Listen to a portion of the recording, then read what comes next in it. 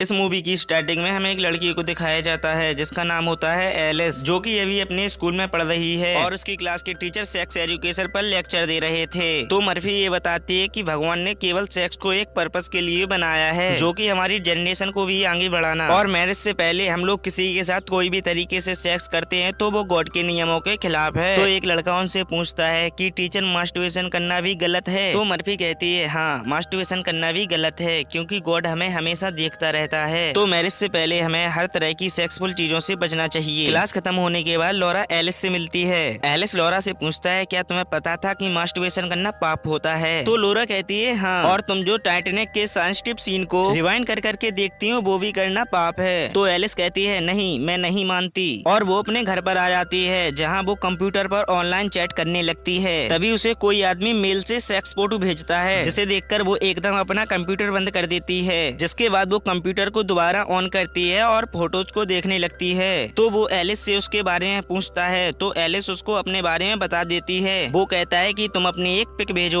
तो एलिस अपनी एक फ्रेंड की उसको पिक भेज देती है। वो कहता है कि तुम तो काफी ब्यूटीफुल हो, और वो एलिस से कहता है क्या तुमने कभी खुद को टच किया है? तो एलिस को ऐसा करने की इच्छा होती है और वो अपनी स्कर्ट के अंदर अपना हाथ डाल देती है। उसे काफी अजीब लग रहा होता है। तभी उसकी मॉम उसे आवाज लगाती है तो वो कंप्यूटर को बंद करके उनके पास चली जाती है। नेक्स्ट डे हम एलिस को देखते हैं जो कि लंच कर रही थी। तभी उसके पास एक लड़की आती है जिसका नाम मैथ होता है। तो लॉरा मैथ से कहती है कि तुम मेरी पार्टी में क्यों नहीं आई? तो मैथ लॉरा से कहती है कि मैं लास्ट वीक एक अच्छी जगह गई थी और तुम्हें भी वहाँ पर जाना चाहिए क्योंकि मेरे वहाँ जाने से मेरी तो पूरी जिंदगी बदल गई है। तो वो एलिस से कहती है क्या तुमने सच में पार्टी में ब्रेड का साले टॉस किया था? क्योंकि पूरे स्कूल में ये बात फैल चुकी है। उसके जाने के बाद एलिस एक चॉकलेट का रेफर चाटने लगती है। कुछ लड़के उसके ऊपर हंसने लगते हैं तो एलिस वहाँ से उठकर चली जाती है और रास्ते में उसे बेड और उसकी गर्लफ्रेंड मिलती है जो कि उसे गुस्से में देख रहे थे। एलिस अपने घर पहुंच जाती है। वो सोचती है उसे अपने मन को शांत करने के लिए उस जगह पर जाना ही होगा। नेक्स्ट डे वो अपने सभी साथियों के साथ वहां पहुंच जाती है जहां वो एक लड़के को देखती है जिसका नाम होता है क्रिस, जो कि उनकी फुटबॉल टीम का कैप्टन है, और एलिस उसे देखते ही उस पर फ्लैट हो जाती है। उसके बाद वहाँ पर एक लड़की आती है जिसका नाम होता है निना, और वो सभी को अपना अपना रूम दिखा देती है और वो कहती है आप लोगों में से जिसके पास मोबाइल है वो मुझे दे सकता है क्योंकि मोबाइल यहाँ पर अलाउ नहीं है। तो एलिस उसको अपनी घड़ी दे देती है और कहती है कि मेरे पास मोबाइल नहीं है, और वो मोबाइल को छुपा लेती है। उसके बाद मर्फी सभी लोगों को हॉल में बुलाते हैं और उन लोगों को वो अलग अलग ग्रुपों में बांट देते हैं। एलिस के ग्रुप में क्रिस होता है जिसके कारण वो बहुत खुश थी।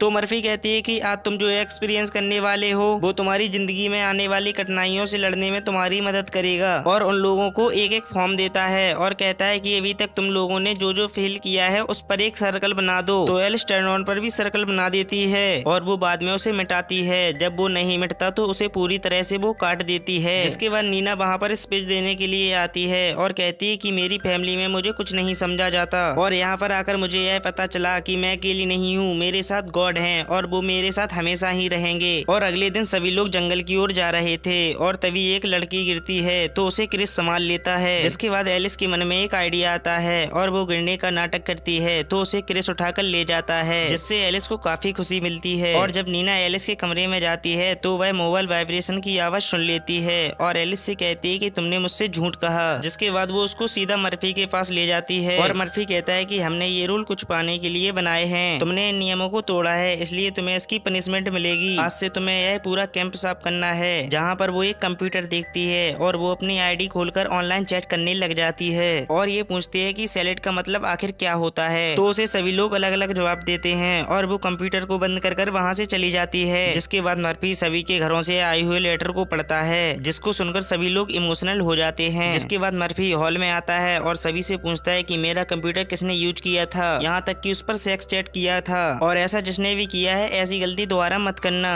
क्योंकि गॉड सब कुछ देख रहा है। जिसके बाद मर्फी एलिस को अपने पास बुलाता है और कहता है कि तुमने फॉर्म में टर्न ऑन क्यों भरा? तो एलिस कहती है मैं पहले ही ये फील करती थी। जिसके बाद एलिस कैंप को साफ कर रही थी और वो खिड़की में से देखती है तो वह शॉक्ड रह जाती है जहाँ नीना एक लड़के को किस कर रही होती है, यहाँ तक कि वो उसे एक ब्लो जॉब भी देती है। तो एलिस तुरंत ही लॉरा के पास पहुंच जाती है और उसको वो सब कुछ बता देती है और लॉरा को विश्वास नहीं होता और वो कहती है कि तुम इतनी अच्छी लड़की के बारे में ऐसा कैसे कह सकती हो। और जब एलिस किचन साफ कर रही थी तो उसे एक आइडिया आता है। वो वेट के ब्रेसलेट को लेकर मर्फी के कंप्यूटर के पास रख देती है। जहाँ पर मर्फी आता है तो वह वह एक पॉइंट वीडियो चलाकर मास्टरबेशन करने लगता है और ऐसा देखकर एलिस को बहुत ज्यादा गुस्सा आने लगता है क्योंकि जो गॉड के बारे में इतना ज्ञान फैल रहा था वही ऐसा करता है। और वो नदी के किनारे चली जाती है जहाँ पर क्रिस होता है और वो उससे बात करने के लिए एक जगह पर बैठ जाती है। तो उसे वो अचानक से किस करने लगती है और क्रिस भी उसे किस करता है, जिसके बाद वो दूर हट जाता है और कहता है कि तुमने मुझे टर्न ऑन कर दिया है, ये गॉड के नियमों के खिलाफ है। और शाम के टाइम सभी लोग प्रेयर कर रहे होते हैं, तभी एलिस मौका पाकर वहाँ से भाग जाती है और पहुंच जाती है वो पासी के बार में। और वहाँ पर वो एक गीना नाम की लड़की से मिलती है जहाँ पर वो उससे कहती है कि आखिर लोग ऐसा क्यों करते हैं कि वो दिखाते कुछ और हैं और होते कुछ और हैं। मैं तो छोटी छोटी गलतियां करने से भी डरती हूँ। तो गीना कहती है कि मैं तुम्हारी बात समझ सकती हूँ क्योंकि मैं भी तुम्हारी तरह ही कैसे ही स्कूल में पढ़ती थी। जिससे वो दोनों काफी आपस में बातें करते हैं जिससे एलिस को काफी अच्छा फील होता है। तो गीना कहती है कि चलो मैं तुम्हें ड्रॉप कर देती हूँ। और कैंप पर पहुंचकर एलिस गीना से पूछती है कि आखिर सेलिंग टॉस का मतलब क्या होता है। वो कहती है it means liking someone one holes. और वो इतना कहकर वहाँ से चली जाती है। और अगले दिन लॉरा आकर उससे कहती है कि मर्फी के कंप्यूटर में चैटिंग बेट्स ने की थी और क्या तुम जानती हो